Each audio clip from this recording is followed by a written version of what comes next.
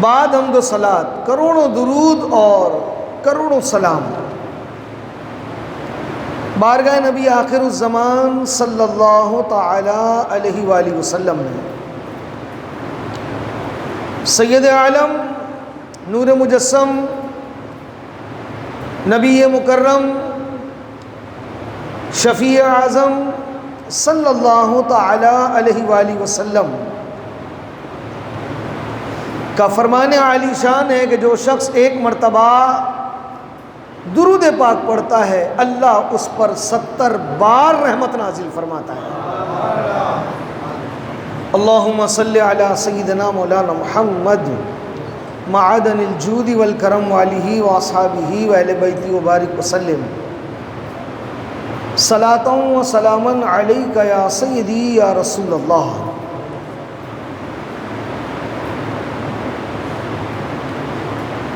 وہ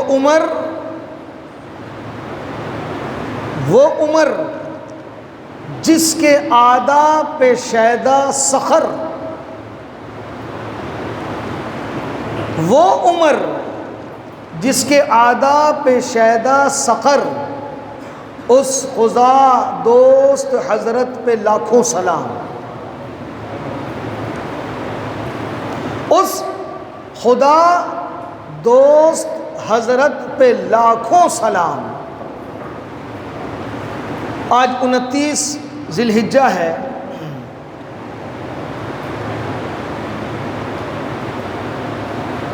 اٹھائیس یا 29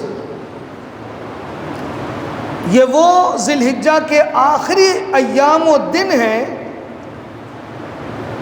جن میں حضرت سیدنا امیر المومنین خلیفۃ المسلمین جانشین رسول سیدنا و مولانا عمر ابن خطاب المعروف فاروق اعظم رضی اللہ تعالیٰ عنہ پر قاتلانہ حملہ ہوا، اور یکم محرم الحرام کو آپ کی شہادت واقع ہوئی۔ چونکہ آج جمعہ ہے اور جمعے کو خطاب و تقریر کا موقع ہوتا ہے، اور آج 29 ہے، عین ممکن ہے کہ چاند ہو جائے، پھر کل یکم محرم۔ تو آج سیدنا فاروق اعظم رضی اللہ تعالیٰ عنہ کی شان فاروقی سننے کی سعادت حاصل کریں گے۔ سیدنا فاروق اعظم رضی اللہ تعالیٰ عنہ مراد رسول ہیں۔ کیا ہے؟ مراد رسول۔ میرے آقا علیہ الصلوۃ والسلام نے سیدنا فاروق اعظم رضی اللہ تعالیٰ عنہ کو رب سے مانگ کر لیا ہے، اللہم اید الاسلام، اے اللہ اسلام کی مدد فرما۔ عمر بن الخطاب، عمر بن خطاب کے ذریعے سیدنا فاروق اعظم رضی اللہ تعالی عنہ و ارضا کا قبول اسلام بھی کیا خوب ہے۔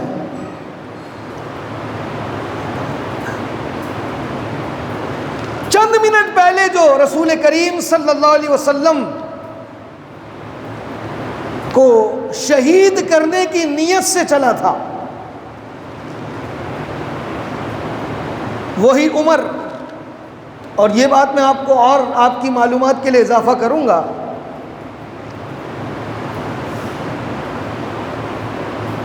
اہل مکہ کے نزدیک فاروق اعظم بڑی شان والے تھے۔ قبول اسلام سے، اسلام قبول کرنے سے پہلے بھی بڑی عزت کی نگاہ سے دیکھے جاتے تھے، کاتب تھے، لکھتے تھے، آپ سے فیصلے کروائے جاتے تھے۔ تو آپ کی شخصیت کا رعب، دبدبا یہ قبول اسلام سے پہلے بھی تھا۔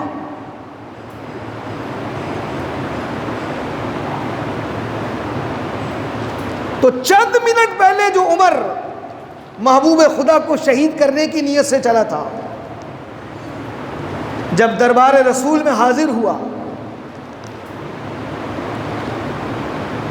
آقا کریم علیہ الصلوۃ والسلام کی یہ روحانی تربیت تھی کہ میرے آقا علیہ الصلوۃ والسلام کی جب نظروں سے نظریں ملی تو کیا دیکھا گیا کہ وہی عمر آنسو بہا رہا ہے. اور جب صحابہ نے یہ منظر دیکھا تو انہوں نے بلند آواز سے اللہ اکبر کی تکبیر کہی. وہ تکبیر تو بند کمرے میں تھی، بند کمرے میں، لیکن اس کی آواز مکے کی گلیوں میں سنی گئی. اور اہل مکہ اور کفار مکہ پر اس تکبیر کی صدا پر ان کے دل دہل گئے، وہ پریشان ہو گئے. اب آپ دیکھیں، یہ وہی عمر تھے کہ جن کو ابو جہل نے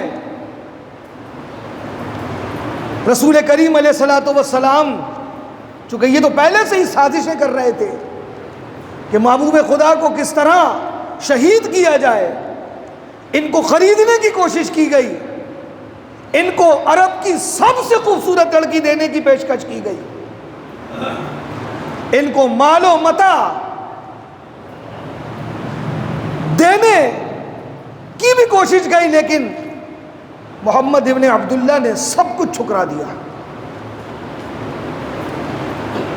اب ان کے پاس ایک ہی راستہ تھا کہ کسی طرح ان کو راستے سے ہٹا دیا جائے. تو وہ عمر جن کا رعب ایک دبدبہ تھا، ایک شخص تھا مکے میں جس کا نام تھا جمیل. کیا نام تھا؟ اس کا کام ہی یہی تھا کہ ادھر کی ادھر لگانا، ادھر کی ادھر لگانا، کام ہی یہی تھا اس کا. اب چونکہ لوگ یہ جانتے تھے، اب دیکھیں نا، بات یہی ہوتی ہے، حق یہی ہوتا ہے کہ 50-50 بات نہیں ہوتی کہ تو بھی صحیح ہے تو بھی صحیح ہے، اس ہاتھ میں بھی لڈو اس ہاتھ میں بھی لڈو، ایسا نہیں ہوتا. جب حق کو قبول کر لیا اور ایک طرف ہو گئے، اور جب رسول کی غلامی کو قبول کر لیا، تو اب اس کا اظہار بھی ایسے تھا کہ اس جمیل کو بلائی ذرا. تجھے پتا ہے کہ عمر نے اللہ کے رسول کے دین کو قبول کر لیا ہے، عمر ایمان لے آیا ہے، اور یہ بات کسی کو بتانا نہیں، بتانا نہیں. لیکن وہ جس کا کام ہی یہی تھا، وہ گھر گھر در در جا جا کر، یعنی ساری دنیا کو خبر ہو جائے کہ آج عمر ایمان لے آیا ہے، حضور کی غلامی کو قبول کر لیا ہے، سب کو پتہ لگ جائے کہ عمر اب تمہاری طرف نہیں ہے. ایسا نہیں ہے، اب عمر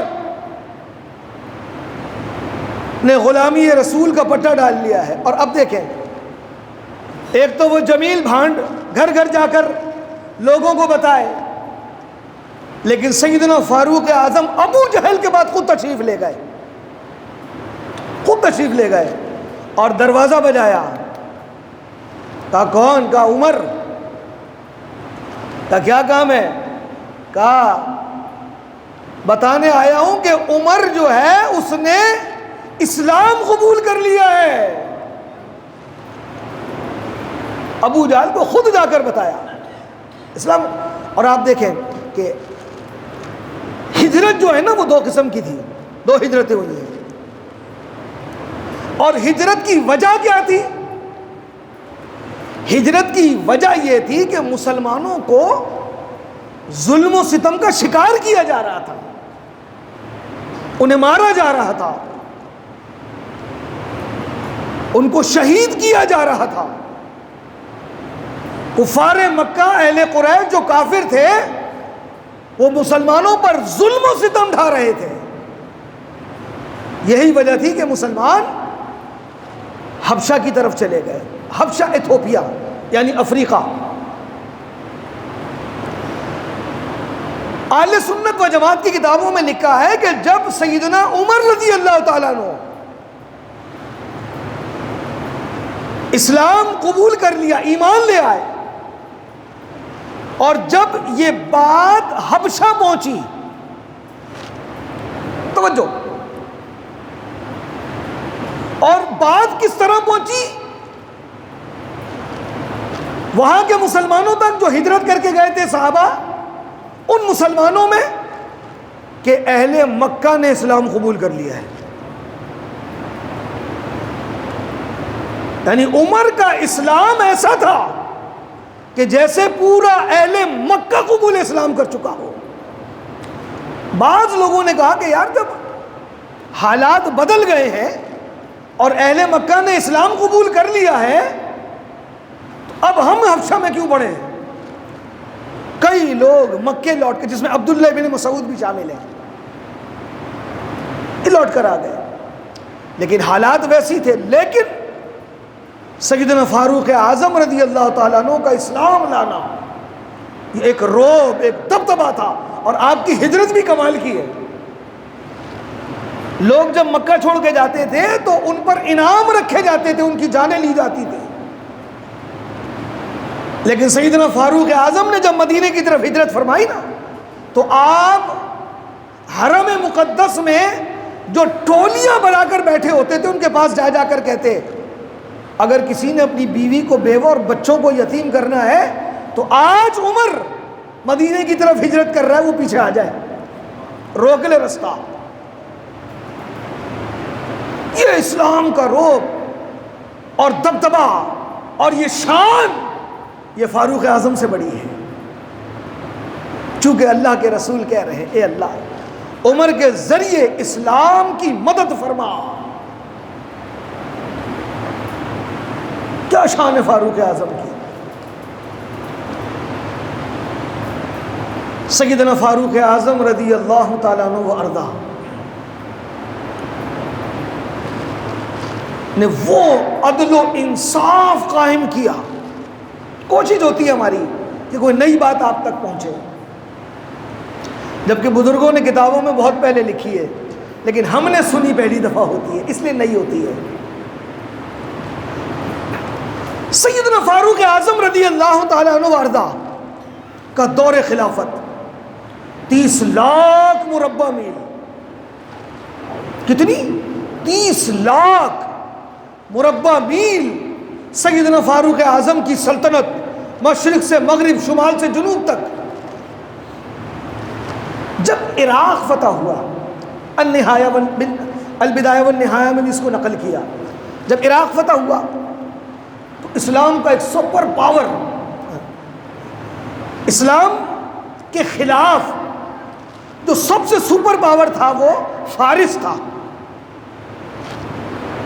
شاہ ایران. عراق فتح ہو گیا. اب مسلمانوں کی فوج جس کے سپہ سالار و جرنیل حضرت سیدنا سعد بن ابی وقاص ہیں. کون ہے؟ عشرہ مبشرہ. سعد بن ابی وقاص جرنیل ہے، بیچ میں دجلہ ہے، اور فارس ایرانیوں کو شکست ہوتے ہوتے ان کو ڈھکیل دیا. اب بیچ میں دجلہ، دریائے دجلہ، اور اس پر شاہ ایران کا محل. اس سے تھوڑے لوگ ڈسٹرب ہوتے ہیں نا، ہاں توجہ ہٹتی ہے لوگوں کی نا، ٹھیک، معذرت ہے، توجہ فرمائیں. اب دھکیلتے دھکیلتے وہ اس پار چلے گئے. اس طرف مسلمانوں کی فوج، جزاک اللہ،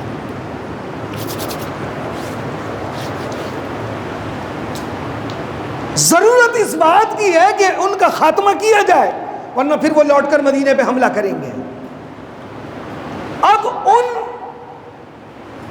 لوگوں نے یہ کیا کہ سارے برج توڑ دیے،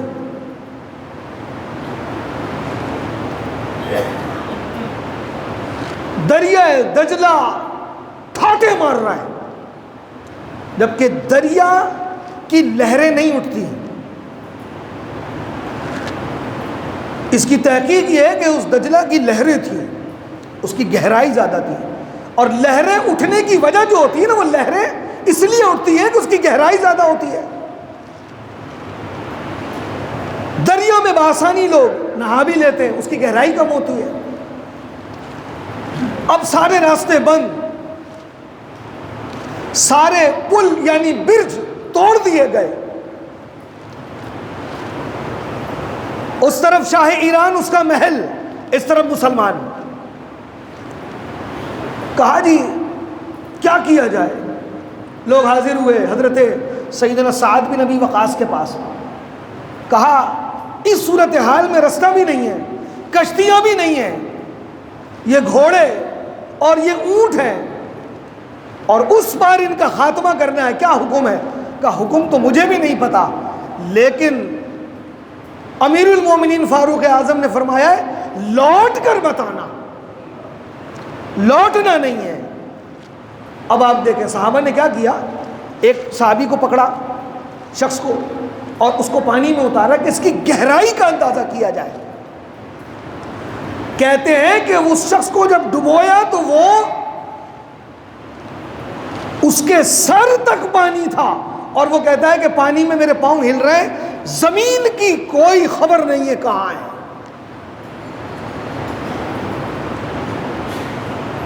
سیدنا سعد بن ابی وقاص رضی اللہ تعالیٰ عنہ کہتے ہیں امیر المومنین کا حکم ہے گھوڑے اور اونٹ ڈال دو پانی میں۔ اب دیکھیں سعد بن ابی وقاص وہ سامنے آئے اور کہا یا بحر، اے دریا، کیا تو اللہ کی وجہ سے بہہ رہا ہے؟ کیا تو رسول کی حرمت کی وجہ سے جاری ہے؟ اے دریا، فاروق اعظم کی عدل کی قسم،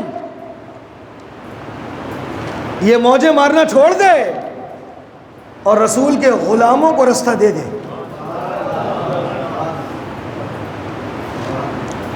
گھوڑے اونٹ دریا میں ڈال دیے، اور یہ بات بھی لکھی ہے کہ جب گھوڑے اور اونٹ دریائے دجلہ میں ڈال دیے تو گھوڑوں کے سم بھی گیلے نہیں ہوتے تھے۔ یہ فاروق اعظم کا عدل تھا، عدل فاروقی۔ کہتے ہیں کہ جب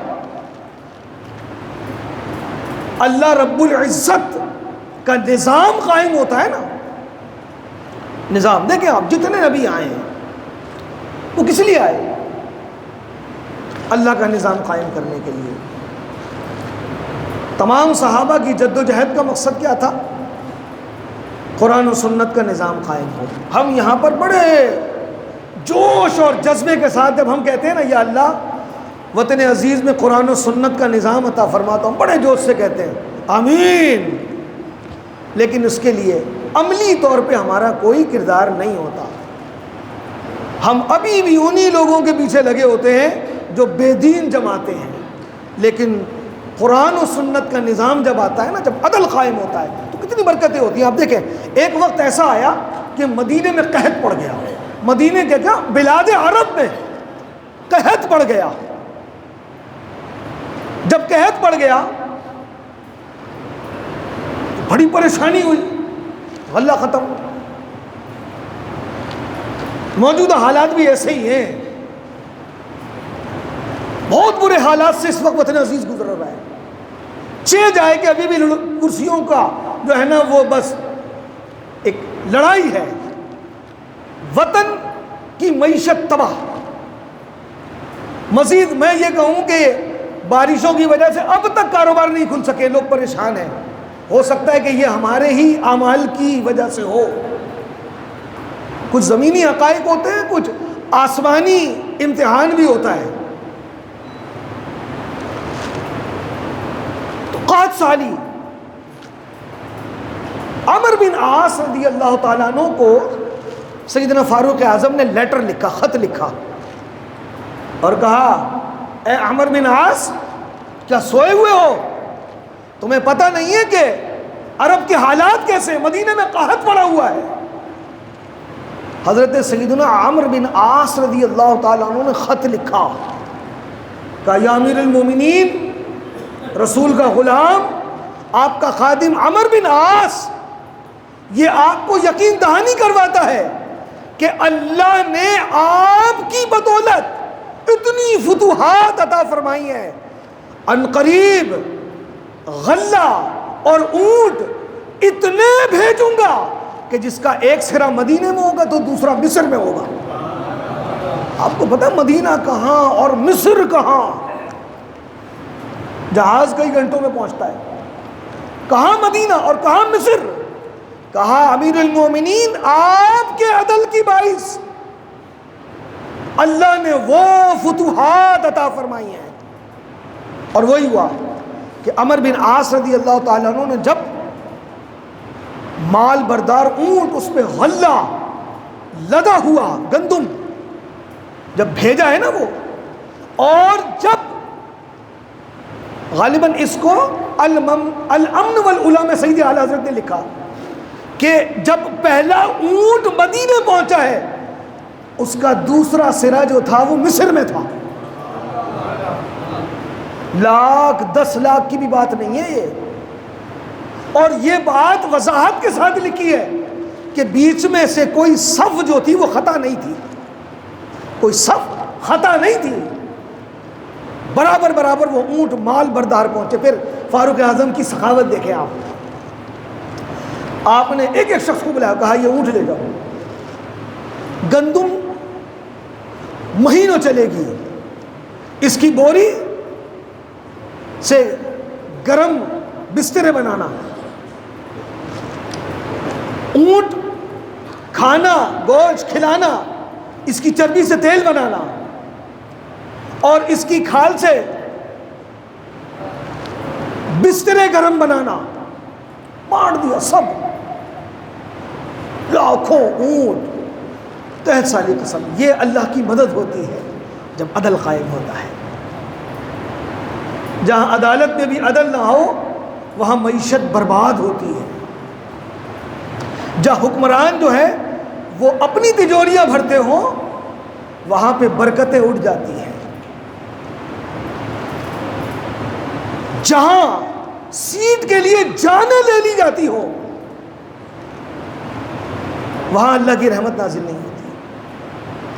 غالباً صحابی رسول ہیں, بہت پیارا قرآن پڑھتے تھے, انہوں نے وہاں کی گورنری کا مطالبہ کیا فاروق اعظم کے دور میں. آپ نے فرمایا کہ جو مانگ کر عہدہ لے گا اسے نہیں دیا جائے گا, نہیں دیا جائے گا. نہ تو لڑتے. تو عرض کر رہا ہوں کہ فاروق اعظم کا دل دیکھیں. اور جب شہادت ہوئی تو سیدنا فاروق اعظم رضی اللہ تعالیٰ عنہ بلوائی سوائی خارجیوں نے ابو لولو فیروز جس نے فاروق اعظم کو شہید کیا, فاروق اعظم رضی اللہ تعالیٰ عنہ کی جسد مبارک رکھا ہوا ہے, چاروں طرف سے لوگ جمع ہیں. ایک صحابی کہتے ہیں کہ میں اس مجمع میں موجود تھا کہ کسی نے میرے کندھے پر ہاتھ رکھا, اور اس کے کندھے پر ہاتھ رکھنے کا مجھ پر ایک رعب طاری ہوا, اور میں دیکھ نہ سکا لیکن اس کی آواز میرے کانوں میں آتی تھی, اور وہ کہتا تھا جانتے ہو یہ کس کا جسد ہے, یہ کس کا جسد ہے یہ؟ میں نے خود رسول اللہ سے سنا, دخلت انا ابو بکر و عمر, ذهبت انا ابو بکر و عمر, جاء انا ابو بکر و عمر,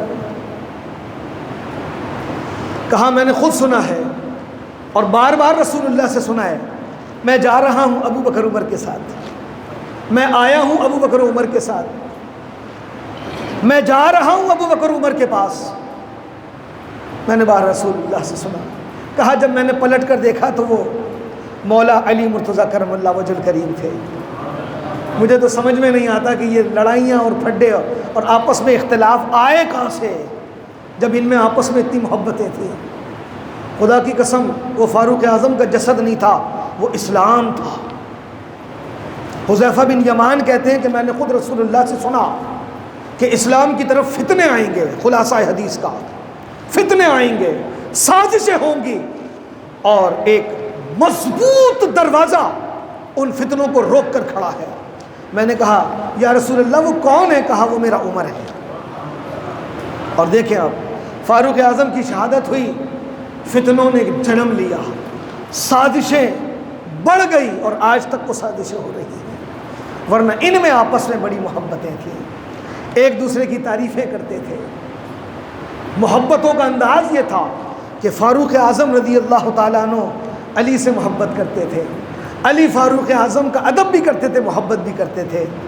کیوں نہ ہو کہ جسے اللہ کے رسول نے کہا کہ یہ میرے نائب ہیں۔